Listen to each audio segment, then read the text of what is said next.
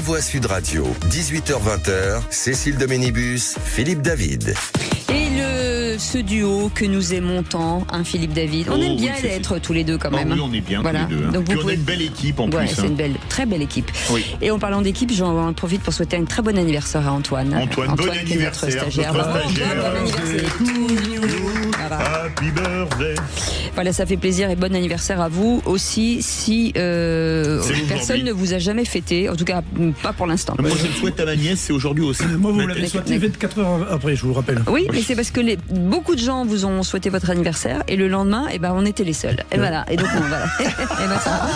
C'est pour ça que c'est intéressant. Ouais, ça arrange.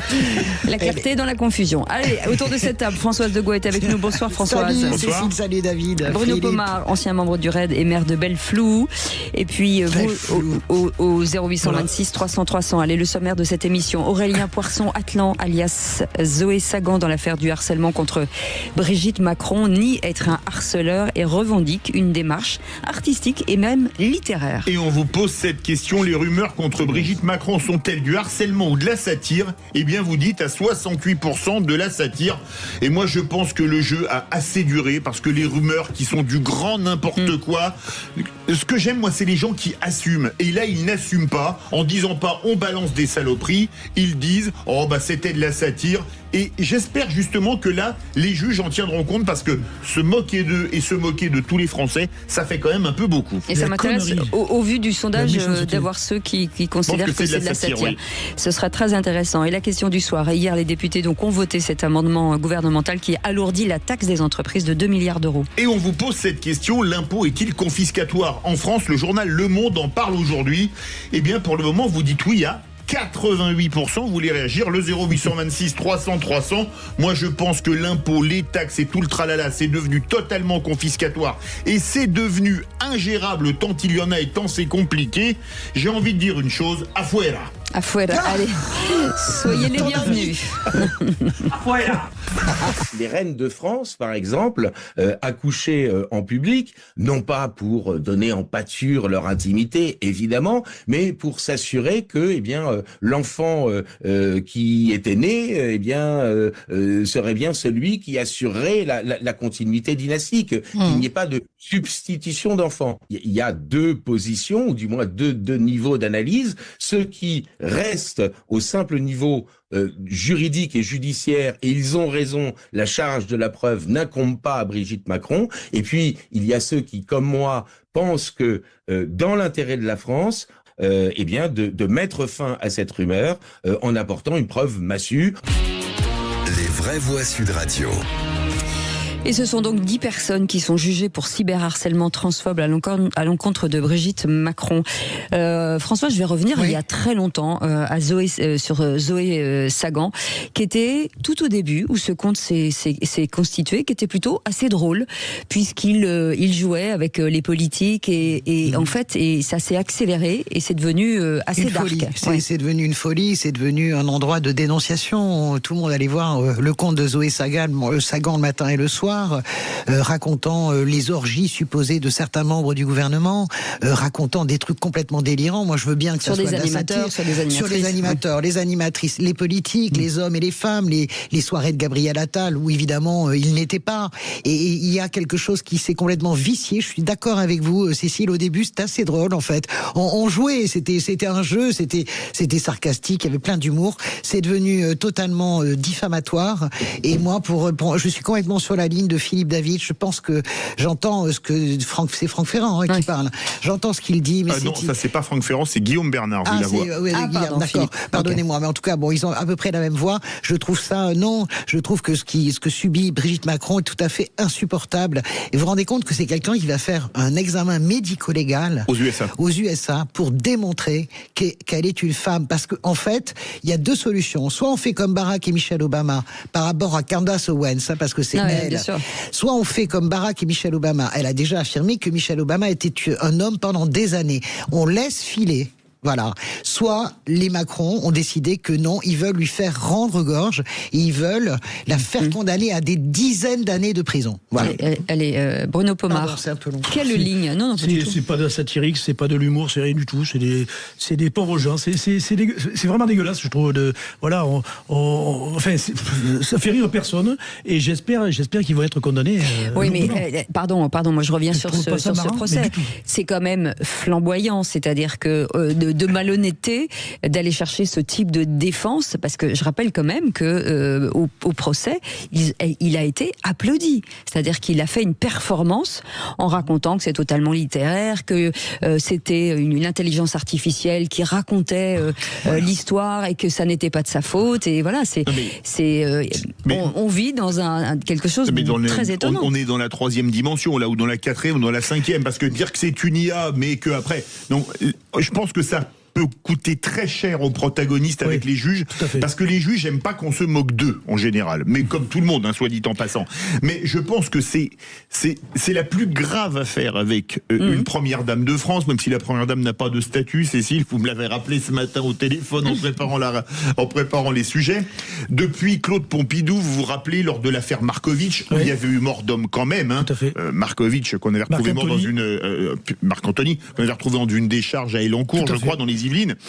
Claude Pompidou, qui était accusé de faire des parties fines avec son mari Georges Pompidou, avec des photos truquées. On a trouvé après qui c'était, mais à l'époque, il n'y avait pas les réseaux sociaux. Donc les rumeurs dégueulasses, ça s'arrêtait entre 3 piliers de comptoir au bistrot du coin. Mais maintenant, ça va dans le monde entier. Je suis d'accord avec, là aussi, avec ce que dit Philippe, en ce sens que, mais il y a une précision à avoir, c'est-à-dire que la sexualité des gens qui nous gouvernent est toujours une passion, en réalité. C'est à la fois, c'est un paradoxe français. C'est-à-dire que c'est une passion, on aime bien, mais en réalité, les Français supportent pas qu'on aille au-delà du trou de la serrure. C'est-à-dire que c'est très intéressant, c'est un des derniers pays où vous ne pouvez pas parler de la vie privée des gens qui nous gouvernent. Vous ne pouvez pas le faire. Et moi, je trouve ça très sain qu'on ne puisse pas le faire. Aux États-Unis, on peut tout faire. Dans les pays anglo-saxons, eh bien, en France, il y a cette dernière barrière. Et je comprends la défense qui a été choisie. Ils vont faire une défense très, comment dirais-je, journalistique, très, comment dirais-je, les journaux satiriques de la Révolution française, mais je suis sûr que ça marchera pas. Et ben justement, on reviendra sur certains qui ont dit, on a fait du Charlie Hebdo, et on verra si vraiment autour de cette table vous allez dans ce sens. En tout cas, si, dites-nous vous si pour vous c'est de la satire, et pourquoi de la satire, et si vous êtes d'un autre côté, ulcéré de ce cyberharcèlement. Pour l'instant, c'est pas jugé, hein, donc c'est potentiellement, et on en parle dans un instant avec ce numéro de téléphone, le 0826 300 300. Soyez les bienvenus, on est ensemble jusqu'à 20h. Sud Radio. Sud Radio. Parlons vrai. Parlons vrai. Sud Radio. Parlons vrai. Donc là, si je fais un entretien chez vous... David. Autour de cette table se racontent quand même beaucoup de choses qui doivent rester tues. Ouais, soyez clairs. Ou qui doivent rester vous, hein, selon qu'on se tutoie ou qu'on se voit. Oui, c'est ça. Ça dépend dans quelle situation on se trouve. Voilà, c'est ça. Est-ce qu'on est 2, plusieurs, 15, 20 Ça s'appelle voilà. Secret défense. C'est des dossiers. Voilà, c'est ça. Non. Ça, il y a du dossier sur Pomar. Hein. Honnêtement, je ne sais même pas comment il a pu diriger le raid. Il n'a pas dirigé le raid. Ouais, bon, enfin presque. En parlant de raid. Oui.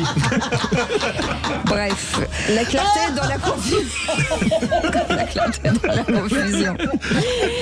Philippe, David, bien entendu, Françoise Degois et Bruno Pomar avec nous aujourd'hui. Et avant la pub, je m'adressais à vous, Françoise, sur l'un des prévenus qui aujourd'hui explique que finalement ils ont fait du Charlie Hebdo. Oui, c'est la grande tradition, je le disais, de la défense, si vous voulez, des journaux satiriques. Vous savez, c'est une très grande tradition française, la liberté de la presse. Et en ce sens, moi, je trouve ça extraordinaire. Je ne suis pas toujours d'accord avec ce que fait Charlie dans ses unes, ou qui que ce soit, et même, je n'aime pas la presse de droite radicale et d'extrême droite, mais jamais je ferai des manifs pour faire fermer ces news ou faire fermer Valeurs Actuelles. Je pense que c'est la grandeur de la France d'avoir, et donc il s'inscrit évidemment dans sa défense, dans cette tradition française. Voilà. Est-ce que ça marchera? Je ne sais pas. Mais en tout cas, ils s'inscrivent dans cette tradition, et bien sûr que ça n'a rien à voir avec Charlie Hebdo. C'est quelque chose...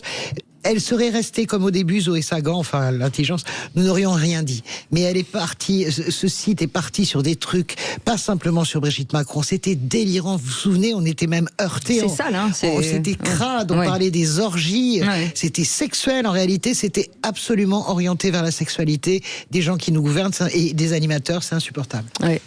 Bruno Pomar.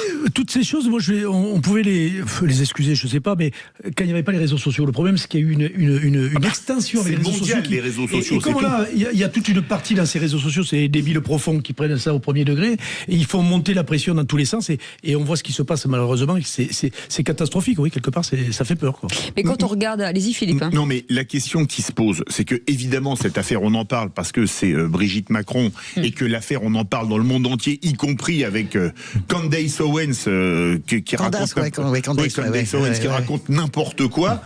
Mais ce qu'il y a de terrifiant, c'est qu'aujourd'hui on peut balancer n'importe quelle rumeur pour faire du Chirac abracadabrantesque sur n'importe qui, et que des gens vont le croire. Et ça, faire du buzz. Pour faire du buzz. Et ça, je trouve ça complètement dingue. Mais je suis d'accord, vous vous rendez compte quand même que l'influenceur Aquababe a quand même annoncé il y a 3 jours la mort de Brigitte Bardot. Oui, je sais. Et c'est délirant. Alors je ne sais pas combien de clics il a eu, parce que maintenant, en fonction de la grandeur de votre compte, vous êtes rémunéré, etc.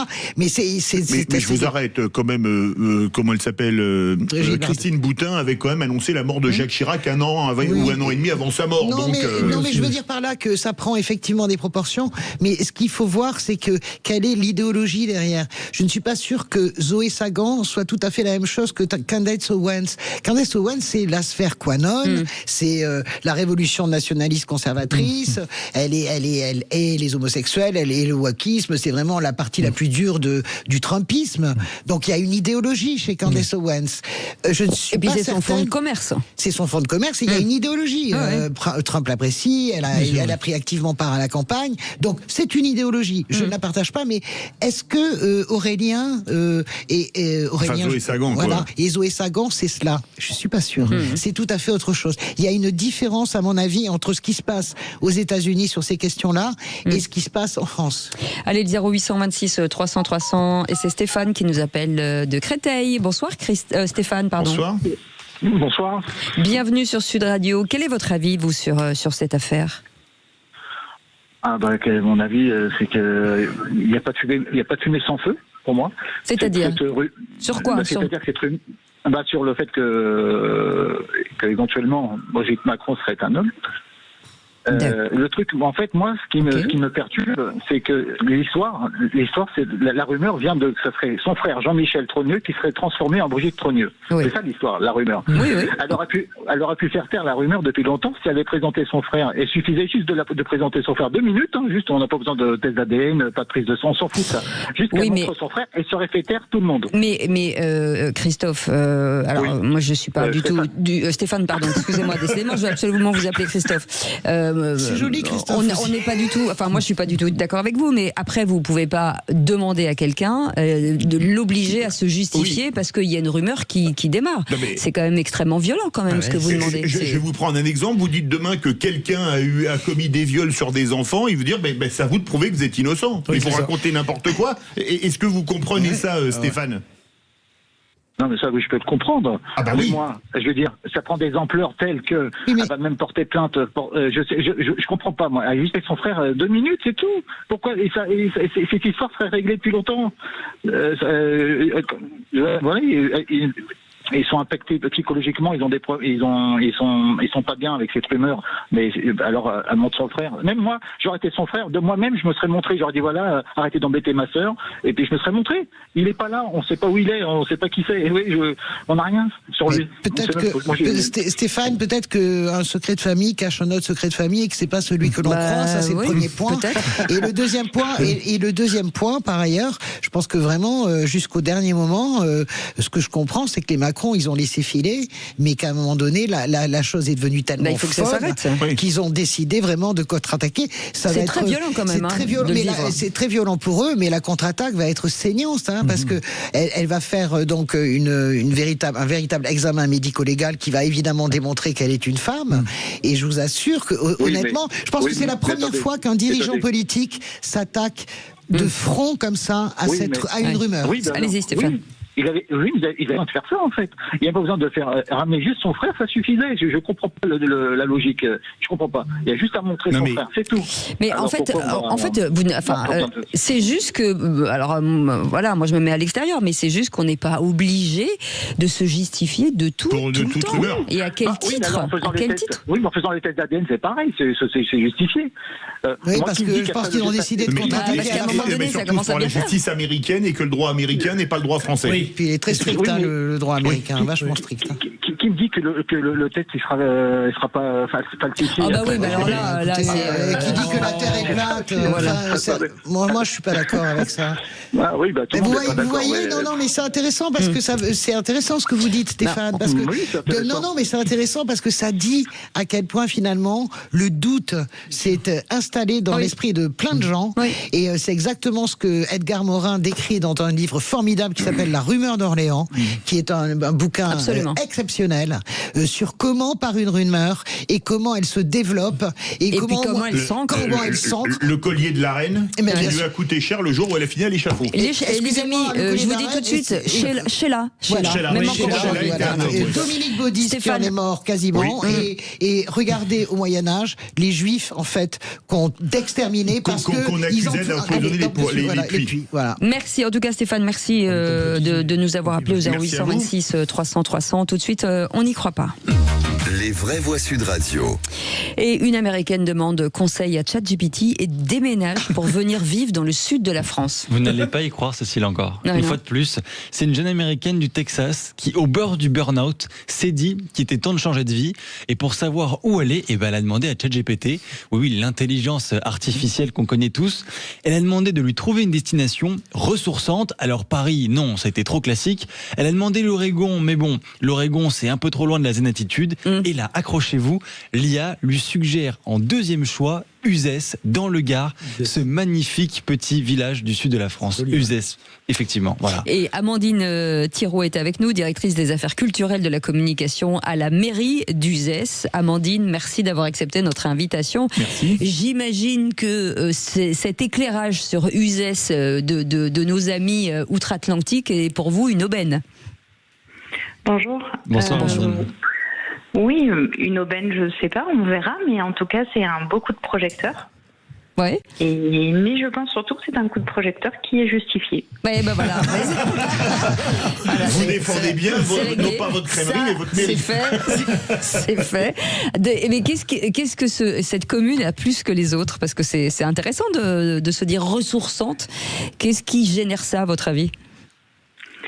Je disais ça bien sûr en plaisantant, mais la ville d'Uzès, c'est une petite ville qui bénéficie de beaucoup d'avantages. Déjà, le fait qu'elle soit par sa taille une ville dans laquelle il fait bon vivre et où il est simple de vivre. Je mets ça en parallèle avec certaines très grandes villes américaines, donc je comprends que pour une clientèle américaine, ce village puisse être ressourçant.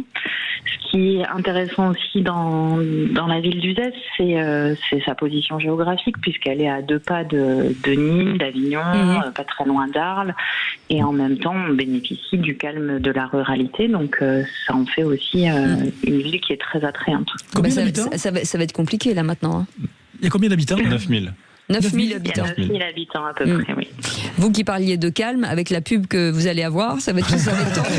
Ça va être tendu. Je tiendrai peut-être pas le même discours. Non, mais est-ce qu'elle va vraiment passer à l'action ? Est-ce qu'elle va vraiment passer à l'acte, cette jeune Américaine ? Est-ce que vraiment elle va venir s'installer ? Est-ce que vous avez des news ? Parce que c'est bien qu'elle ait décidé de le faire, mon cher ami. Mais elle y habite. Elle y est. Elle y est. François. Vous la connaissez ? Vous l'avez Je la connais pas, j'aimerais la rencontrer, mais je la connais pas. Attendez. Elle est venue sans crier gare. Amandine Thiraud, est-ce que vous connaissez... c'est joli. Amandine Thiraud, est-ce que vous connaissez cette personne ? Est-ce qu'elle s'est déclarée chez vous ? Non, je ne connais pas cette personne. D'accord. Bon, écoutez, si vous avez tout le Nevada, tous ces gens-là qui arrivent chez vous, voilà. On va vous envoyer Françoise de Gaulle. J'ai une question que Cécile de Ménibus n'ose pas vous poser. Y a-t-il une spécialité culinaire fabuleuse à Uzès ? Évidemment, bien sûr. Une spécialité culinaire pour la ville d'Uzès ? Oui. La spécialité, alors elle n'est pas propre à la ville d'Uzès, mais on en a plusieurs. On a la fougasse. Ah oui, c'est bon ça. Qui est quand même l'une des spécialités de la ville. Et ensuite, on a plus que des spécialités, des produits de terroir qui sont très emblématiques de notre ville, comme le vin du Chez d'Uzès, les olives Picholines et la truffe noire d'Uzès. Ça donne envie d'aller faire une émission. Je sais pas vous savez vous, quoi Cécile, alors, moi, écoutez, Amandine Thiraud, il nous faudrait donc 1, 2, 3, 4, 5, 7 chambres, s'il vous plaît. Et 7 kilos de truffe. Voilà, c'est ça. On ne va pas attirer que les Américains, a priori.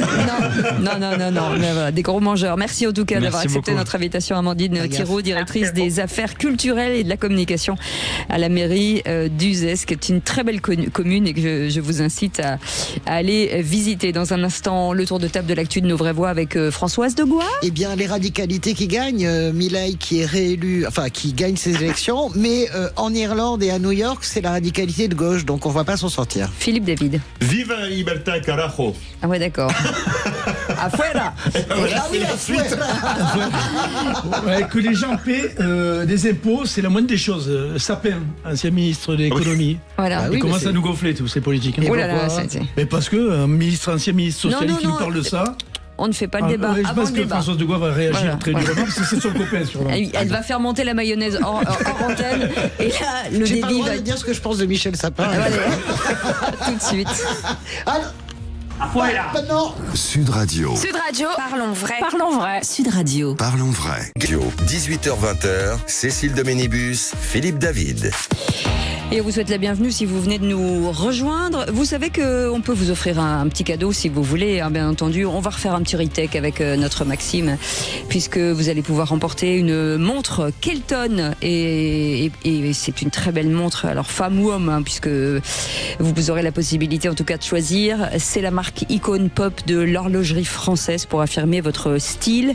Et pour être tiré au sort, c'est très très simple. Vous prenez votre téléphone, vous écrivez SUD, S-U-D, sur votre téléphone et puis vous envoyez au 7 20 18 7 20 18 et avant la fin de l'émission, vous serez peut-être vous tiré au sort et on sera très content. Allez, tout de suite le tour de table de l'actu des Vraies Voix. Soyez les bienvenus. Apporte-moi seulement de quoi lire. C'est un bon livre. Très mauvais, quelle importance. Bon, je peux pas vous laisser dire ça parce que si ma grand-mère avait des roues, ça serait un autobus. Il a lu un livre dans sa vie et il fallait que ça tombe sur celui-là. Comment vous dire ? J'en ai rien à foutre. Le tour de table de l'actualité.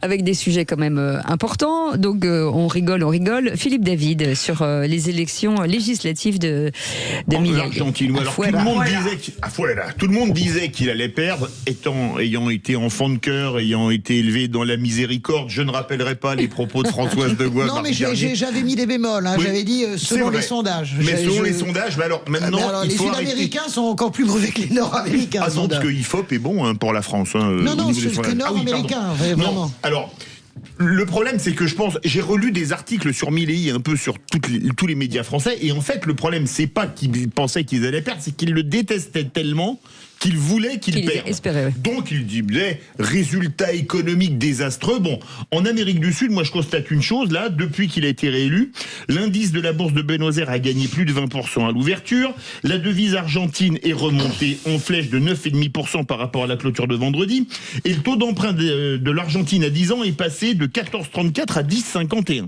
Donc c'est quand même positif. Alors, ceux qui disent que ces résultats économiques sont désastreux, alors il y avait Éric Coquerel qui en parlait ce matin sur une chaîne concurrente, mais ce que je trouve amusant, c'est que j'aimerais qu'Éric Coquerel regarde les résultats économiques, je sais pas, de Cuba ou du Venezuela, avant de dire que les résultats de l'Argentine sont désastreux. Et puis alors, il dit, il est d'extrême droite, je sais pas, il est d'extrême droite, mais il a été élu, il gagne les élections, donc il n'a pas instauré une dictature aux dernières nouvelles. Alors que, de mémoire, à Cuba, Castro a pris le pouvoir en 59. Depuis 1959, ça fait donc un bail. Il y a eu combien d'élections démocratiques ? 0. Donc les gens qui le traitent d'extrême droite et d'incompétent en termes économiques, ces résultats sont pas si mauvais que ça, loin s'en faut. Alors surtout, une chose importante, c'est que les péronistes, c'est-à-dire le grand clientélisme de gauche qui a eu pendant des années en Argentine, qui a amené l'Argentine à X faillite, est battu par le Parti libéral de Milei dans les quartiers populaires. Et ça, c'est quand même une chose très importante à voir je aussi. m'inscris en faux parce que c'est un pays que je connais bien. Ma mère est en Argentine et puis j'ai souvent été là-bas en reportage. L'Argentine, le péronisme, c'est justement le problème, c'est que c'est pas la gauche en fait. C'est une espèce de truc de gloubi-boulga avec Evita, bien sûr, Evita Perón. Mais elle est morte évidemment, il y a 70 non, ans. Mais c'est ça. Mais le problème, c'est que les Argentins n'en sont jamais sortis avec leurs héritiers, les Kirchner. C'est-à-dire cette espèce de grand mélange, un grand tout qui est de gauche comme sur Archevêque. Le problème, si vous voulez, Milei, pourquoi la bourse remonte? Et je suis d'accord avec vous, mais vous avez même des journaux qui aiment Milei et qui prédisaient déjà sa défaite. Par exemple, Le Figaro. Le Figaro avait une analyse très critique de la gestion de Milei. Donc ça veut dire que les Argentins, en période de crise, ont dit on continue avec lui. Trump a réinjecté 20 milliards de dollars. Voilà, ils sont alliés, c'est pas le problème. Moi, je ne critique pas ça. Je dis juste que les résultats, il ne fait pas bon vivre en Argentine aujourd'hui, pas mieux que depuis 40 ans. Moi, je me souviens d'un voyage en Argentine, on savait même plus combien valait la monnaie de singe en 2001 parce que c'était Cardozo. Le peso, le nouveau non, mais c'était Cardozo. Le nouveau peso, l'austral, enfin, c'est bon, allez. De toute façon, Françoise, vous êtes trompée, c'est pas grave. Non, mais même Coquerel, ce matin, il expliquait qu'il y avait eu beaucoup d'abstention. Quand on regarde la France, c'est la même chose. 68% de vote, alors. Allez. Bruno Pomar, vous dites ras la casquette de ces professionnels de la politique. Oui, ces gens-là qui ont des cumuls de retraite à outrance, qui gagnent un blé formidable, tant mieux pour eux. Je pense à M. Sapin qui nous a dit, sur le JDD, complètement taré, ils ont dit même, que les gens paient des impôts. Dans le micro. Que les gens paient des impôts, c'est la moindre des choses. Je plaide pour une taxation accrue. Le ras-de-bol fiscal est loin d'être atteint. Ce type-là, 50 ans de politique, qui a dû cumuler, il doit cumuler à 15 ou 20 000 euros par mois de salaire, grâce à nous, qui se permet, encore une fois, de vouloir taper sur les classes intermédiaires dont je fais partie, dont vous faites partie. Non, peut-être vous êtes plus riche, François, je pense qu'elle gagne beaucoup d'argent. Pas du tout. Mais je trouve ça scandaleux. Il y en a ras la casquette, parce que depuis le temps qu'on cherche à faire un budget dans ce pays et à savoir qui on va taxer, évidemment, les classes intermédiaires, comme toujours, c'est un scandale d'entendre un ancien ministre, je suis navré pour toi, ma chère Françoise, parce que je sais que c'est un socialiste, de dire des choses pareilles, quoi. Je suis atterré, voilà, tout simplement. Enfin, il n'a pas dit qu'il fallait taxer les classes moyennes et les classes populaires. Enfin, il faut taxer plus. Il faut taxer plus et on sait très bien où les socialistes, et moi je soutiens complètement cette ligne, où la gauche va aller chercher de l'argent sur les grands venus, etc. Ça n'existe pas que Michel Sapin dise il faut taxer plus la classe moyenne et la classe populaire. Vous avez mal entendu à mon avis. Non, c'était ça, c'était clair. Le consentement, non, il n'a pas parlé de classe moyenne et de classe populaire. Il dit il faut, c'est normal de payer des impôts. Mais il n'y a pas d'autre chose à faire que de taxer plus. Moi je crois que moi je pense que dans le pays qui est le plus taxé du monde, aujourd'hui, on a une dépense publique par rapport au PIB qui est à 57%. Personne n'en parle. Mais attendez, l'URSS en 1980 de mémoire était à 50% et en 1950 sous Staline, un grand libéral économiquement à 40%. Non mais tu compares des choses mais attendez, dépense publique 57%, c'est une hérésie. Alors, donc on ne pense qu'à une chose, on augmente zéro impôt et on tape dans les dépenses. Voilà. Moi, si, parce que d'abord, il y a beaucoup de dépenses qui vont être tapées dans le budget, que je suis à la loupe, mais je scrute ça, j'adore ça. Donne-moi 2-3 exemples. Parce que j'adore les débats budgétaires, je pense qu'il y a des agences qui vont être ratiboisées. Très bien. Ça veut pas dire les 80 milliards, on va les récupérer ? Non, je pense que ça va aller sur l'évasion fiscale, je pense qu'il va y avoir des amendements, il y a aussi des économies d'échelle qui vont être faites. L'ADEME, par exemple, les 4 milliards Non, mais attends, l'ADEME, c'est vachement nécessaire. Enfin, tu parles d'agences qui sont... Bien sûr, elle est nécessaire, l'ADEME. Écoutez, on peut foutre par-dessus bord aussi toute l'écologie, toute la sécurité alimentaire. France Télévisions aussi, 4 milliards, c'est bon. La dernière fois qu'un type a fait ça, il s'appelle Nicolas Sarkozy. 2008, la révision générale des politiques publiques. Il y a des trous dans la raquette partout. Il a supprimé 50 000 emplois chez les flics. Il a supprimé des services. Il a supprimé, dans l'ensemble, il a supprimé les services vétérinaires. Les RGPP, c'est un désastre, en fait. La révision générale des politiques publiques. Comme ça. Non, j'ai pas dit ça. Je n'ai pas dit ça. Mais je te dis simplement que c'est trop caricatural. La gauche, on dit toujours ça. Mais bien sûr, écoute. 4 milliards, France Télévisions. 10 000 personnels. Alors, audiovisuel public, France Télévisions et Radio France. 4 oui, tu peux mettre. Oui, mais c'est quand même. Il y a ça. L'ADEME, tu veux dire ce que tu dis. Alors, on m'a dit il y a peu de temps, j'ai rencontré une responsable de la com qui me disait oui, mais on redistribue 3,2 milliards. Bon, je veux bien entendre. Moi, je pense que le CESE, par exemple, c'est compliqué. Moi, je pense que s'il fallait faire des économies... c'est 200 millions. Ouais, mais ok, 200 millions. Nous, on est là, on jongle avec les milliards. Dès qu'on fait 50 millions d'économies, on trouve que c'est pas assez et que c'est un centime. Françoise, vous avez beaucoup parlé, mais vous devez parler quand même. Je vais très vite. Très bavarde, hein. Je disais, on a Milei, on a Trump, évidemment, avec une forme de réaction conservatrice, nationaliste, libertaire, vous mettez ce que vous voulez dedans. Et en parallèle, évidemment, on a les deux tours jumelles et on a une nouvelle présidente en Irlande, première ministre, qui est totalement de la gauche radicale, Catherine véritablement. Connolly. Ouais, Catherine Connolly. Et on va avoir Madani qui va être très, alors là, on peut pas trop se tromper. Il écrase tellement tout le monde que je vois pas comment les sondages peuvent se tromper. Qui va gagner New York, qui est un candidat de l'ultra gauche américaine, qui se définit lui-même comme socialiste, ce qui n'est jamais arrivé dans une élection américaine, parce que c'est. Voilà. Donc voilà, je voulais dire, on est dans cette espèce de double mouvement, c'est-à-dire d'un côté une dureté à la droite, droite radicale, extrême droite, anti-woke, et de l'autre, si vous voulez, une radicalité que je trouve tout aussi néfaste et lunaire à l'extrême gauche. Allez, vous restez avec nous. On revient dans un instant avec l'info en plus. Un Tchernobyl volant, c'est le nouveau missile de Poutine. On en parlera dans quelques instants. Et puis si, bien sûr, vous voulez participer à nos débats, c'est le 0826 300 puisque nous reviendrons aux alentours de 18h, 19h15, c'est ça, Philippe ? Ouais, c'est ça, 19h15. Absolument, sur notre second débat. Est-ce que l'impôt est confiscatoire ? Voilà, justement, on en parlait, donc ce sera l'occasion de vous entendre sur ce sujet. 0826 300, soyez les bienvenus. Sud Radio, c'est vous qui donnez le ton. Merci pour vos émissions et continuez comme ça parce que vous êtes formidables, tous. Sud Radio, parlons vrai. Hilde Ménibus, Philippe David. Et tout autour de cette table, Françoise de Goua est avec nous, Bruno Pomar aussi. Je voudrais qu'on me respecte le temps de parole, parce que Madame de Goua parle beaucoup. Je suis d'accord ça, avec vous. Vous savez, on peut rien y faire, c'est comme ça. On lui a dit... Non, arrêtez-moi. Elle est bavarde. Oui, elle est bavarde, elle a besoin de parler, elle a besoin de se raconter. Vous pouvez m'arrêter si vous voulez. Elle a besoin de se raconter, elle a besoin de dire des choses qu'elle ne peut pas dire ailleurs. Voilà, c'est tout. Qu'est-ce que vous voulez que je vous dise ? Voilà, bientôt elle nous dira je suis de droite. Ok, très bien. Françoise, tout va bien. Là, on va attendre longtemps. Je pense plusieurs vies, en fait. Françoise, on ne sait jamais. Sera mal entendu, ça peut marcher. Raison, ouais. Allez, tout de suite, l'info en plus. Les vraies voix Sud Radio.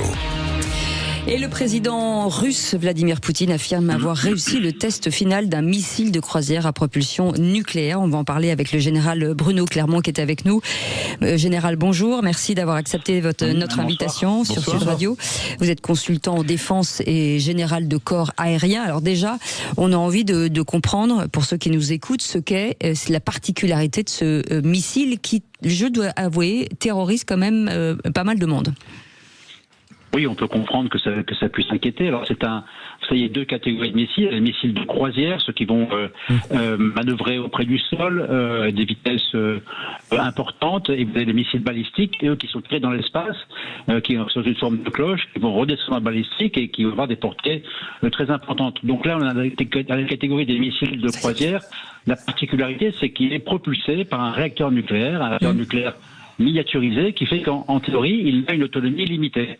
Et à partir du moment où elle est tirée, tant qu'il y a du combustible nucléaire, il peut naviguer. Donc voilà la particularité. Les Américains avaient essayé de développer cette technologie dans les années 60. Ils avaient abandonné justement au profit de balistique. Les Russes ont continué et visiblement ils y sont arrivés. D'ailleurs, il n'y a pas eu de démenti des Américains concernant les essais qui ont été réussis. Mais mon général, un missile de croisière, là, d'après ce que j'ai lu, les essais pourraient le propulser jusqu'à 14 000 km, ce qui est considérable pour un missile de croisière. Un Tomahawk de mémoire, c'est 2500 km, et un ASMP ou un Scalp français, c'est 300 à 500 km. Vous connaissez mieux que moi, vous en avez eu sous vos Mirages à l'époque.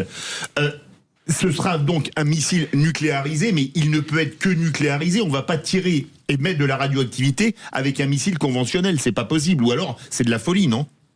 Non, vous avez raison, on ne va pas prendre le risque de tirer un missile avec un réacteur nucléaire, même si c'est pas un réacteur de taille importante, c'est une arme stratégique, c'est une arme nucléaire stratégique.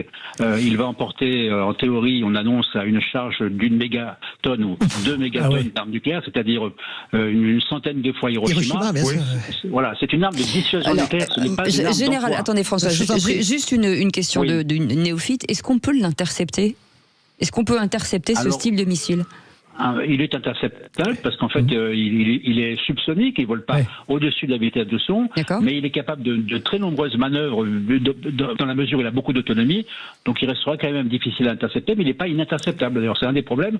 Aujourd'hui, on développe des missiles de plus en plus performants, soit de croisière, soit balistiques, pour contrer le développement des défenses antimissiles qui sont en train de s'augmenter, de se multiplier, et surtout d'avoir des performances extrêmement importantes un peu partout dans le monde. Général, moi j'ai une question plus générale sur la vélocité. On se rend compte en réalité que les Russes ont une avance considérable. C'est les meilleurs en fait au monde sur la vélocité justement de ces engins, que ce soit missiles, etc.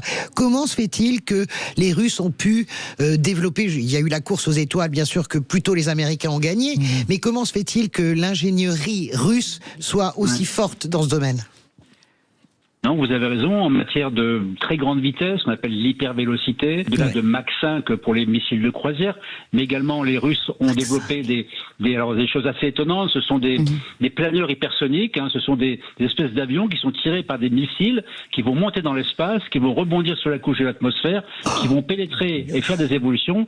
Il sera très difficile de l'intercepter. Je pense que ce sont des investissements que les Russes ont fait, ont maintenu dans la durée.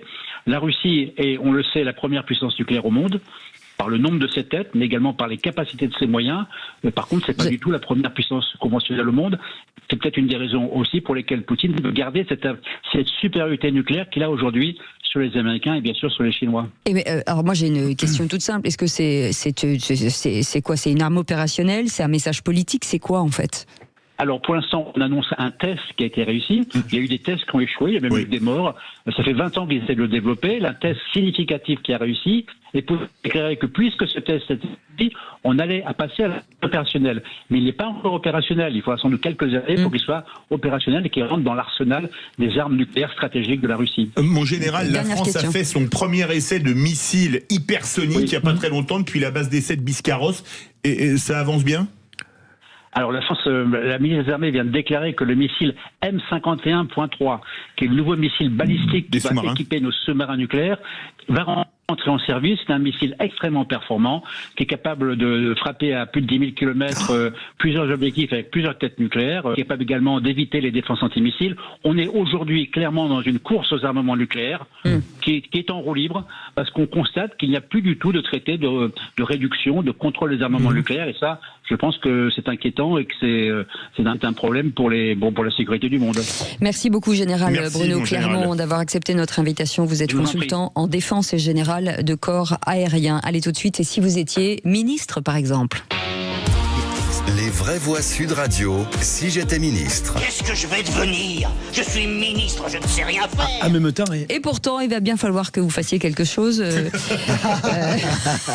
Joanne de Marseille, j'ai envie de dire, ministre des Affaires sociales, bonjour.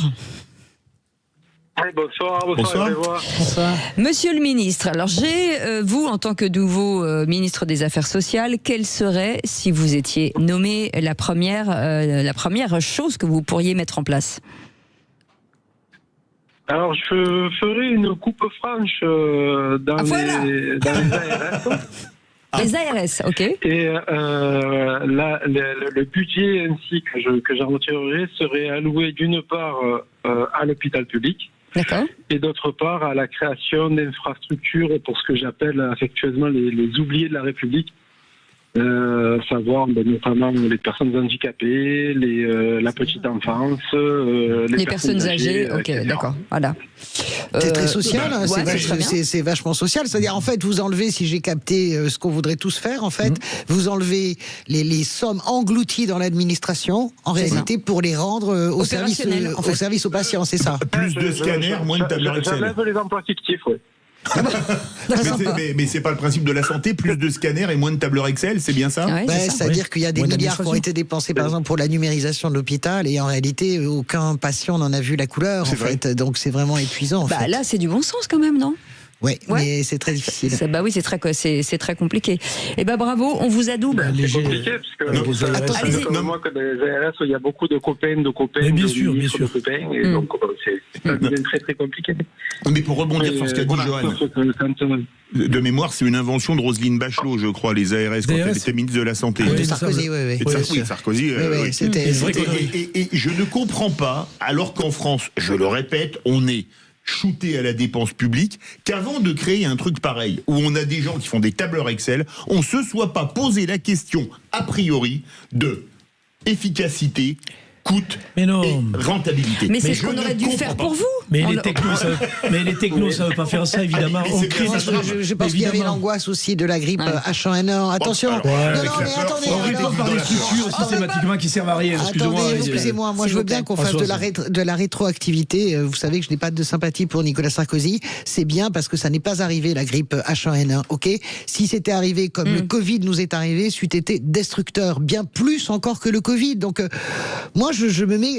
Sarkozy, c'est pas débile quand il a créé les ARS, des pôles régionaux, c'est pas. Les ARS ont-elles aidé pendant le Covid? Je me pose quelques questions. Ils ont aidé quand même. Au début, ça a patiné, mais à la fin. Mais après, ils ont aidé. Départements qui ont. Regarde, rien que les masques. Françoise, regarde, rien que les masques. Les départements ont dû reprendre la main. Les régions ont repris la main pour acheter des masques. Et après, ils ont repris la main, les ARS. Après, les ARS. Tu aimes la technostructure? Mais non, mais je pense que la technostructure, elle garantit aussi l'équilibre d'un pays. Mais on n'en peut plus, excusez-moi. Vous verrez s'il n'y a plus de technostructure. Écoute, moi je le vois. Vous savez quoi? C'est une galère pour nous. Allez faire le débat à l'extérieur.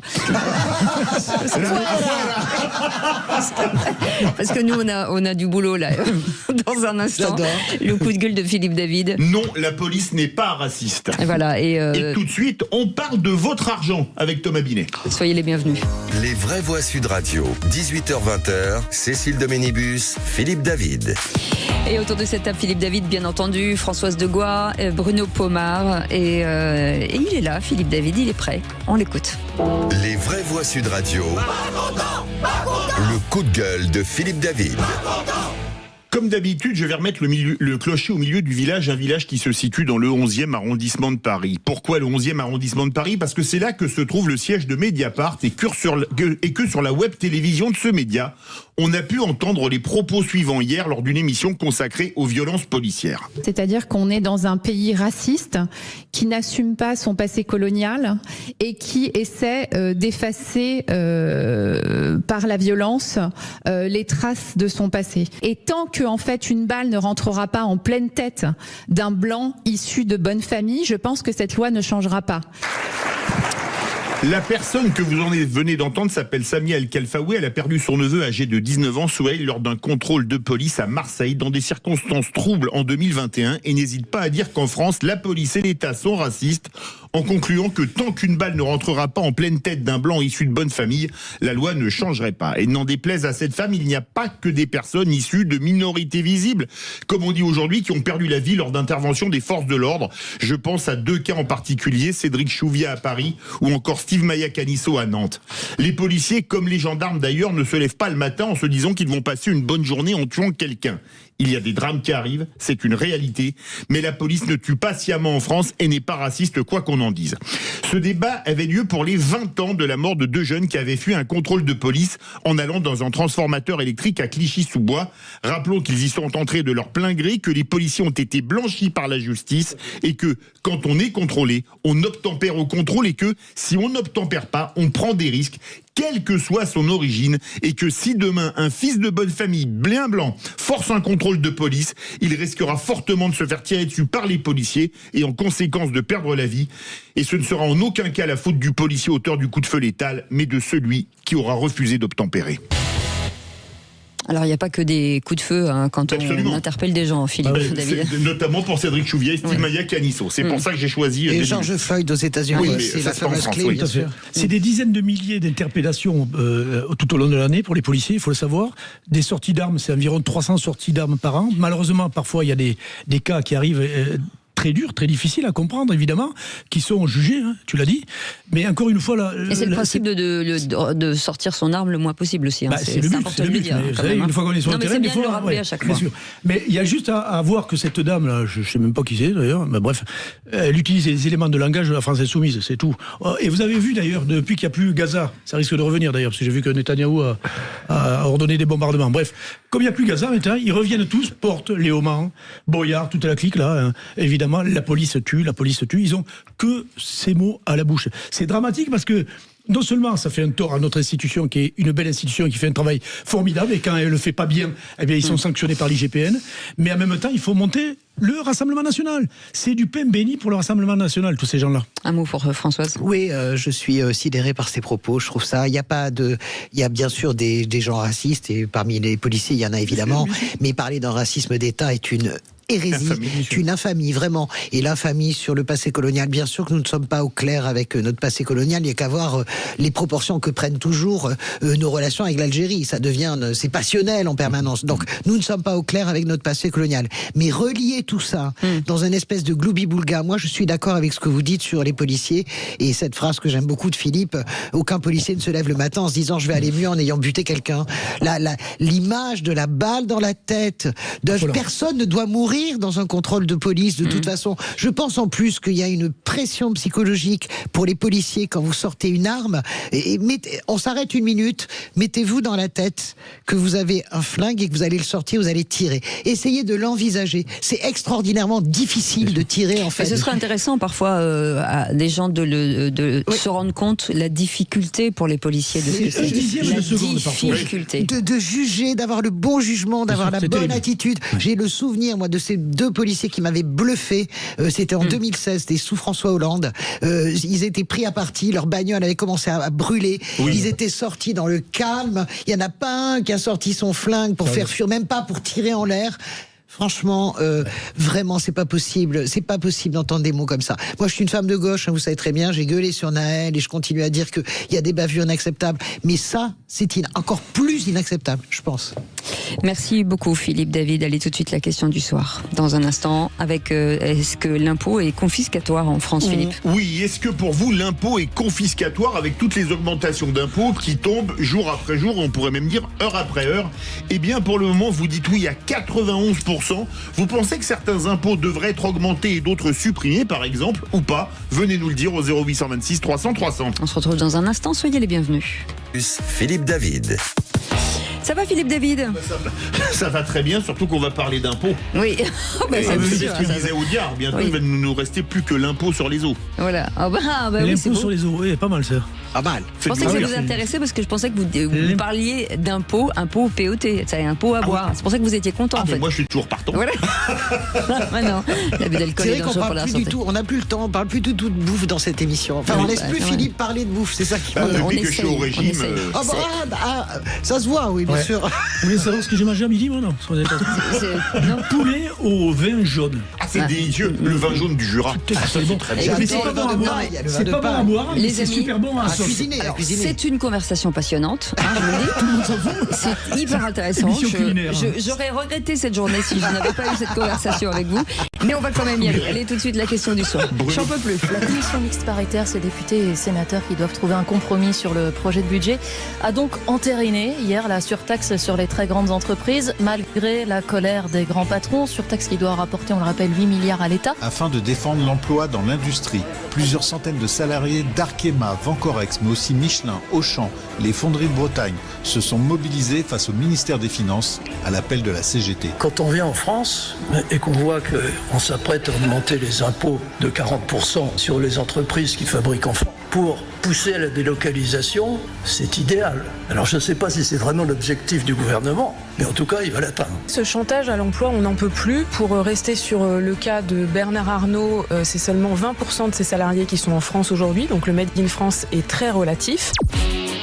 Les vraies voix Sud Radio.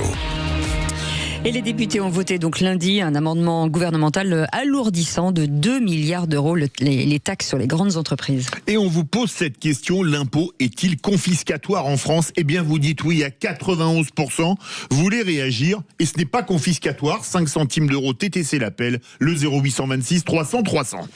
Françoise Degois, alors c'est étonnant puisque en 2014, un contribuable s'était plaint et finalement la Cour de cassation et le Conseil d'État ont dit que les impôts n'ont jamais été confiscatoires. Jamais.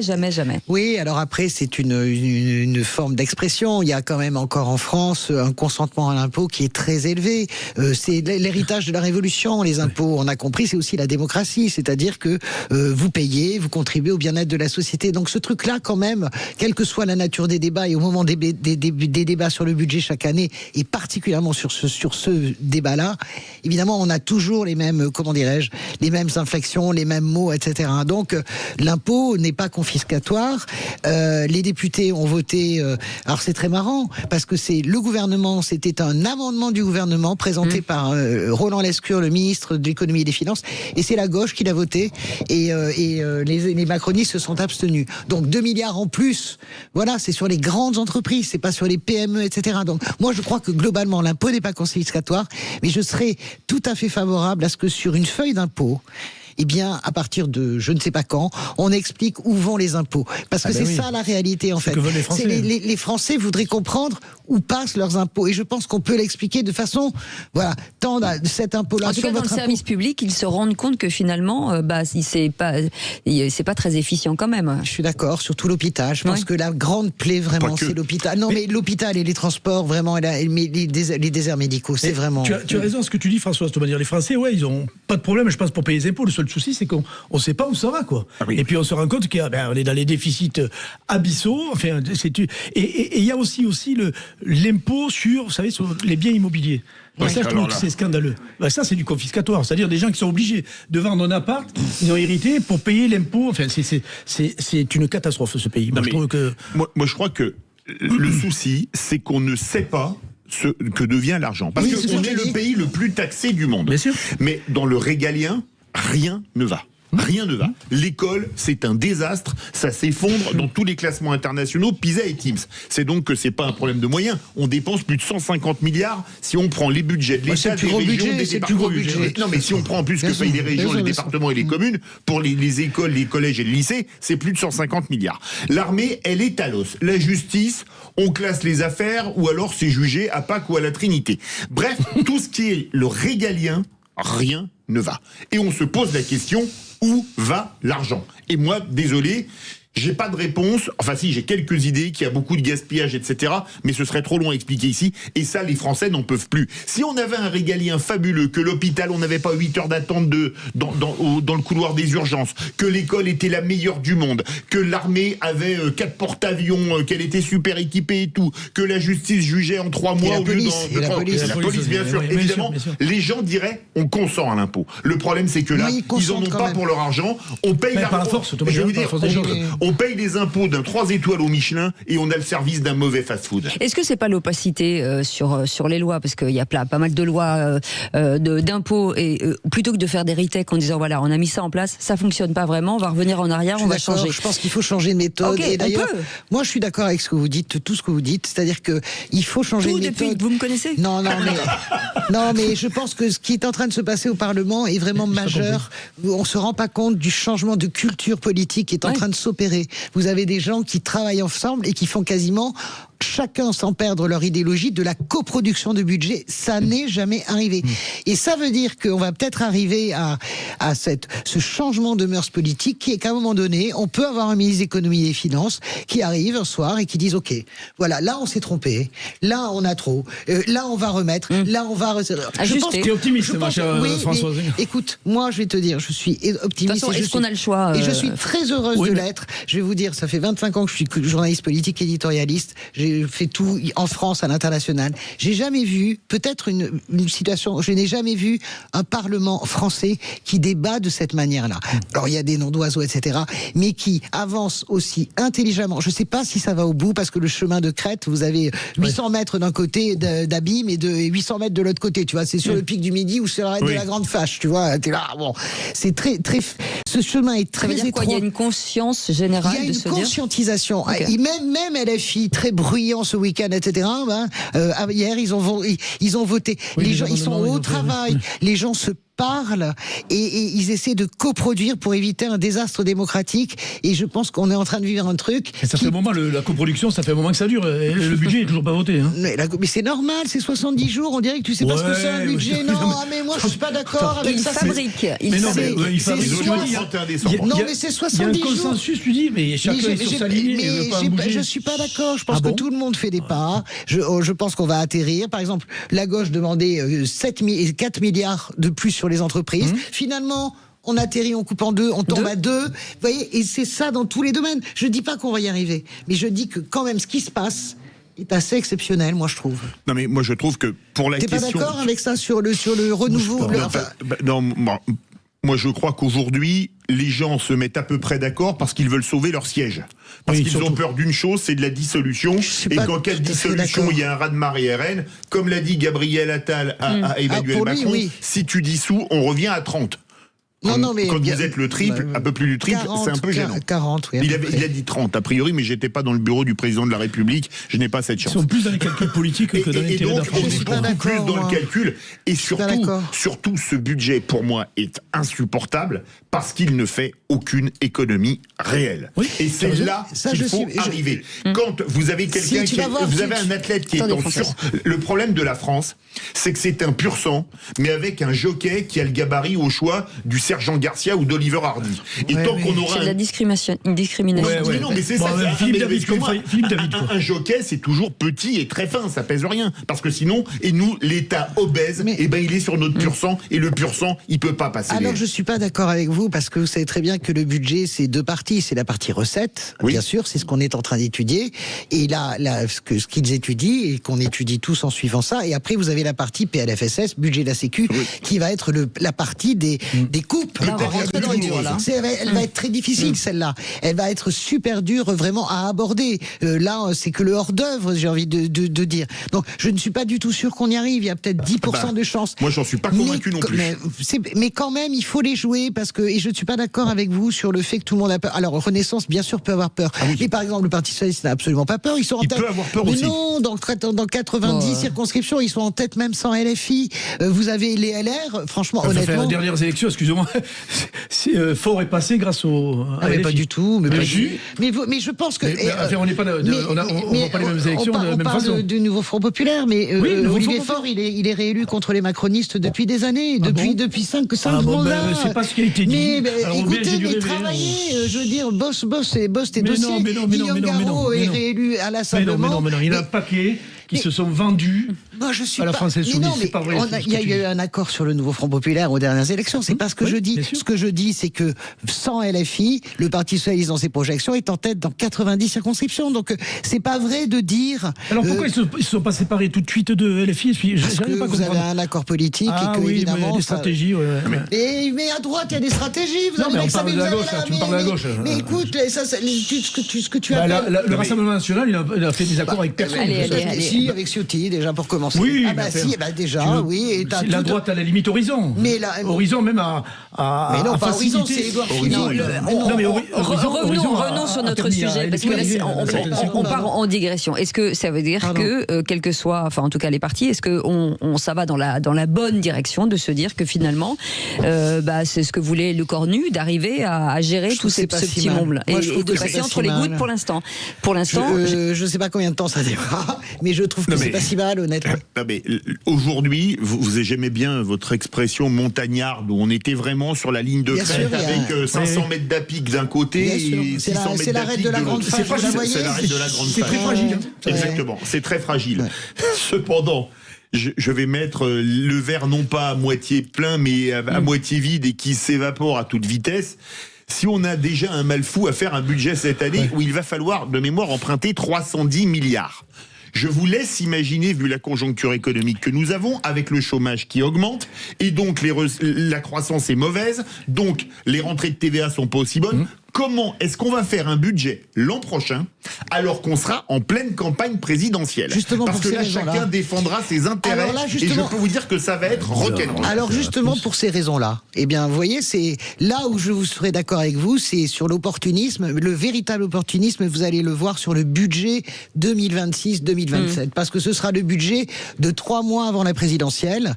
Et là, de toute façon, personne ne mouftera et tout sera accordé parce que ça sera 3 mois avant la présidentielle. T'as vu quand même les agences de notation, c'est double A, non, c'est pas vrai, c'est pas vrai parce que Moody's, Moody's retient quand même sa note. Donc ça va. Enfin, c'est quand même pas joli. Hein. Oui, en tout cas, moi, je le dis tous les jours, je pense aux entrepreneurs, je pense aux entreprises, je pense à tous ces gens qui aujourd'hui naviguent à vue sur la retraite, sur les équipes, sur le fonctionnement. Et tous les jours, j'en parle. Vous avez 100% raison là-dessus. Et il faut y penser. Et en tout cas, non, mais est-ce que je peux vous poser une question à l'inverse? Est-ce que serait ce pays si nous étions dans une dissolution avec des élections législatives anticipées qui ne vont rien changer? Nous serions en campagne électorale en ce moment, des élections qui ne vont rien changer à l'équilibre à l'Assemblée. C'est ça le sujet. On demande juste un truc, c'est de la stabilité. Juste à un moment donné, des uns et des autres. Et je pense que ça nous aiderait beaucoup. J'espère qu'ils vont y arriver. Tout de suite, Sud Radio fait sa transat. Et vous savez que Sud Radio est le partenaire de l'équipage Rêve à perte de vue sur le transat qu'a fait Laure Le Havre Normandie. Sud Radio fait sa transat. Et on continue avec vous, François-Louis, de suivre le skipper Joël Paris et Goulven Marie qui naviguent dans des conditions très difficiles en ce moment. Oui, des conditions si difficiles que la connexion, elle est rompue. Plus aucun contact pour le moment. Là-bas, en plein cœur du golfe de Gascogne, nos deux navigateurs affrontent une très très grosse dépression. Le vent souffle fort, la mer est creusée, il y a des vagues qui sont absolument gigantesques et leur bateau, le petit Classe 40, qui est le plus petit de la compétition, lui, il encaisse des vagues qui sont beaucoup trop grandes pour lui. Donc du coup, le cap est désormais mis sur la Corogne. Ça se trouve au nord-ouest de l'Espagne pour tenter de se mettre à l'abri. Sauf que le temps qu'ils se mettent à l'abri, la tempête les a déjà rattrapés. Et donc du coup, ils sont pris au piège face à une houle immense, comme j'ai pu le dire. Malgré tout, Joël Paris et son coéquipier tiennent bon. Ils sont 32e sur 42. Ils ont gagné quelques toutes petites places. C'est bien. Et sur leurs concurrents, ils progressent face au vent à une vitesse de 6 nœuds. Donc 6 nœuds, c'est pas énorme, mais voilà, ils sont dans leurs petites embarcations.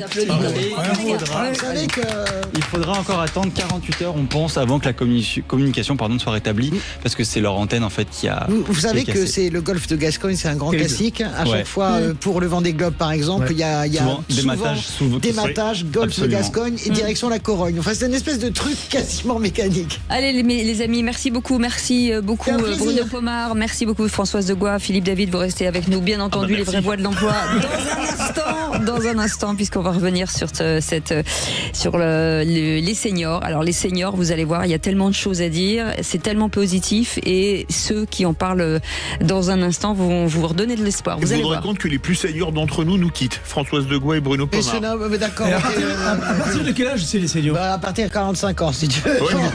Maintenant, dans une entreprise, à 45 ans, tu commences à plus être bankable, en fait. Ah ouais, carrément. Ça fait mal. On va y aller, mais allez parler dans le couloir. Allez, restez avec nous. On revient dans un instant, à tout de suite.